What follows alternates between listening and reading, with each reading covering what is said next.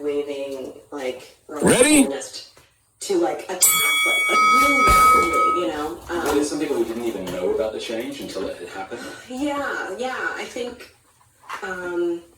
so my family was fine because they were like, oh, okay, Catholics believe in Jesus, like, that's great, you know, like, and my mom's actually now become Catholic. Praise God.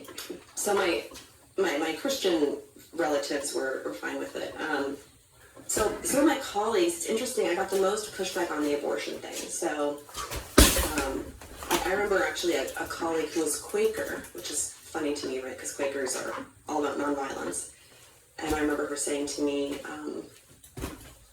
so are you going to become like pro-life now? You know, that was like it was almost like, oh, you can be Catholic, that's fine, but like as long as you're not pro-life, right? And then I had a Catholic colleague who said a similar thing where I actually went to her when I was in this moment of kind of angst, and I was like, so many of my beliefs about everything are changing. This is so daunting. And she's like, oh, like what? And I was like, well, like, you know, abortion.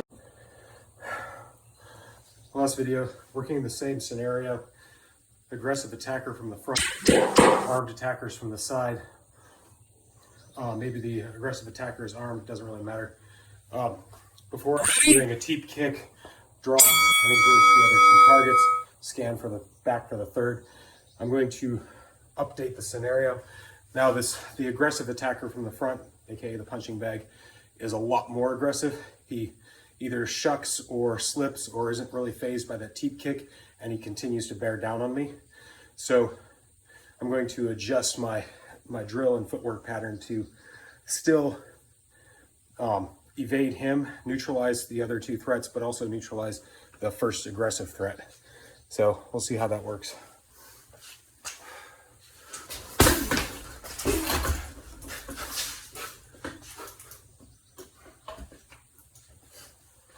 And that just felt sloppy. What I'm noticing is, in the face of an aggressive oncoming attacker, I'm pausing my draw stroke. I'm getting about to here, and then I'm bracing to try and get to bear the brunt of that attack that's coming in. But my right hand is not really doing anything.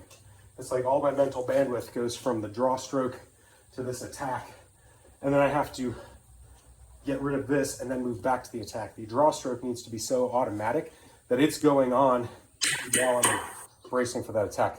So I'm going to run it again. See if I can manage that. Ready?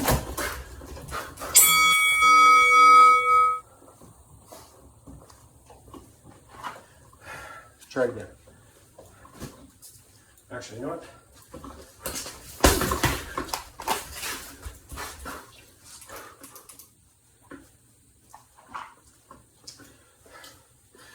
That changed it up a bit.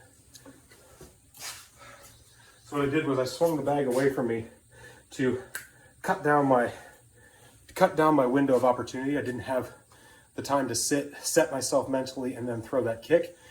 Now the bag's just coming in at me. And yes, it's kind of canned because I know the bag is coming in. I was the one who pushed it. But still, the speed at which it came in, the forward momentum, meant that my Teep kick not as effective as it is on a stationary bag.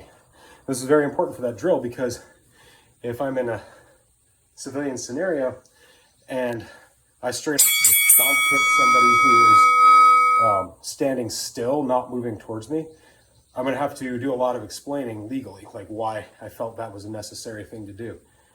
So in the scenario, I'm assuming that this guy's coming at me. So all of my former reps where I was just hitting a standing still were fundamentally flawed. So let's run it again. Ready?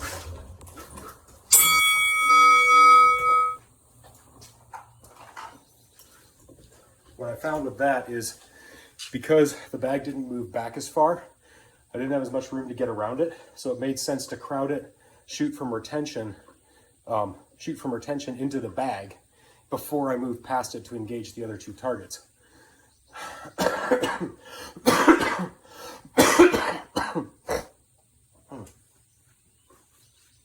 So a scenario in which this might play out is if somebody's coming at me with say a knife or a baseball bat or something like that, and something where I think I can get away with just hitting him and creating space, or where I really don't want him to close on me. So say an underhanded knife stab. I'm just creating that space, getting my weapon out into retention. If he's super aggressive, and he's about my size, it's probably not going to throw him back like it would in the movies. It's probably just going to check him a little bit. And what I'm hoping is that check will create the space that I need to get that retention draw. Let's run it one more time.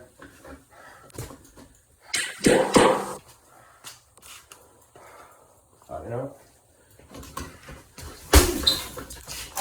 Ready?